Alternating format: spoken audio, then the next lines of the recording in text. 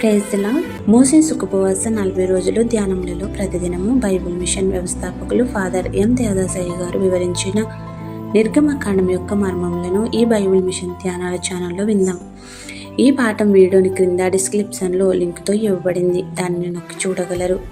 ఇజ్రాయేలులను ఐగుప్తి దాసత్వం నుంచి విమోచించిన యెహోవా దేవుని యొక్క అద్భుతములు, వాగ్దానములు నెరవేరిన విధానములను విందాం. ఈ ధ్యానములలో ఈరోజు 10వ రోజు కావున నిర్గమకాండం 10వ అధ్యాయం తప్పక చదవండి. ఆ విధంగా 40 అధ్యాయాలను పూర్తి చేయండి. అద్భుతమైన కార్యములు పొందండి. జూలై 10వ తేదీ 2026. ఈరోజు దేవుని వాక్య వాగ్దానం. ద్వితోపదేశకాండము 1వ అధ్యాయం 10వ వచనం. మీ దేవుడైన యెహోవా మిమ్మును విస్తరింపచేసెను కనుక నేడు మీరు ఆకాశ నక్షత్రం వలె విస్తరించి ఉన్నారు. ఆమేన్. ప్రియమైన దేవుని జనాంగమా, విశ్వాసులకు తండ్రి అయిన అబ్రహామునకు దేవుడు వాగ్దానం ఇచ్చే సమయంలో వృద్ధుడు. తన బాహువృద్ధాప్యంలో 99 ఏళ్లకు ఇస్సాకును దేవుడు అనుగ్రహించెను. సారమ్మ వృద్ధాప్యంలోనే స్త్రీతత్వం కోల్పోయినను తనకు దేవదూత ఇచ్చిన శుభవర్తమానమైన వచ్చే ఏడు ఈ సమయమునకు నీ ఒడిలో ఒక బిడ్డ ఉండునని ప్రవచించిన మాటకు పక్కున నవ్వింది.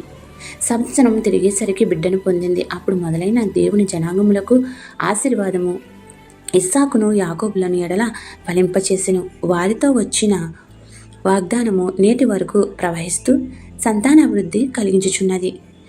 ఇసుక రేణువు వలె ఆకాశ నక్షత్రముల వలె విస్తరించి వ్యాపించినది. నేడు ఇజ్రాయేలు అయిన మనపై కూడా ఆశీర్వాద వర్షమేఘము విస్తరిస్తూనే ఉన్నది. దేవుని జనాంగమే ప్రపంచమంతటా ఆకాశ నక్షత్రము వలె ప్రకాశమైన దేవుని బిడ్డలచే అన్నింట వెలిగింపబడుచున్నది.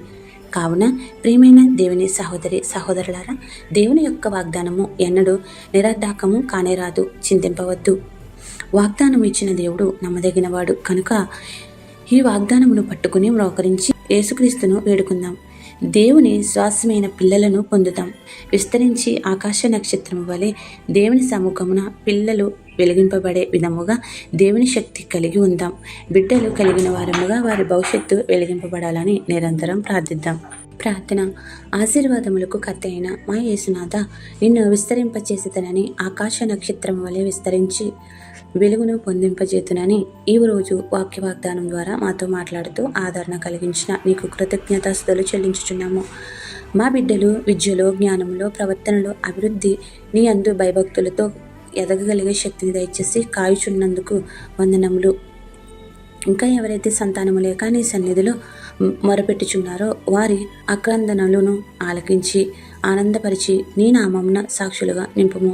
ఈరోజు వివాహ దినోత్సవములు, జన్మదిన దినోత్సవములు, ఇతర శుభకార్యములు చేసుకుంటున్న నీ బిడ్డలపై నిండుగా దీవెనల వర్షం కుమరించుము. ఎవరైతే బాధలలో, శ్రమలలో, కష్టములలో, ఇబ్బందులలో, నష్టములలో, అప్పులలో, దుఃఖములో, అనారోగ్యములతో ఉన్నారో వారికి నీ ఆదరణ ఇచ్చి గొప్ప స్వాంతన చేకూర్చి ఆదుకునుము. ఈ ప్రార్థన వినుచున్న ప్రతి నీ బిడ్డకు అన్నింట విజయం ఇచ్చి సాక్షులుగా నిలబెట్టుము.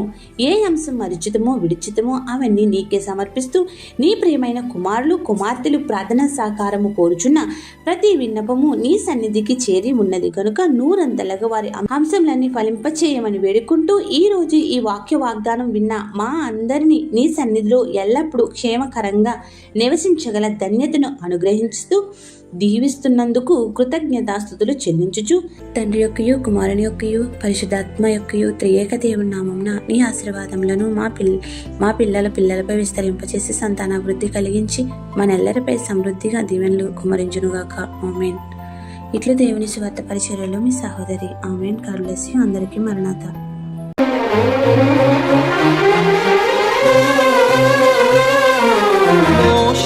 ఉపవాసముండి ప్రార్థించినప్పుడు నీ ధర్మశాస్త్రమును అందించినావు.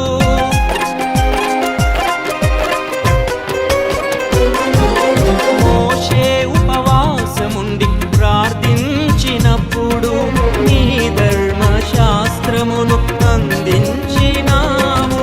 నేను ఉపవాసముండి ప్రార్థించుచుండగా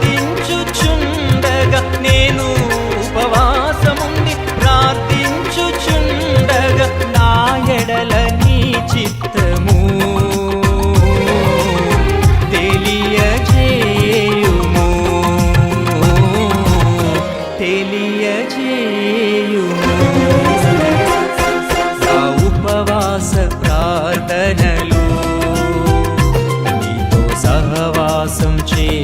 చేరనయ్యా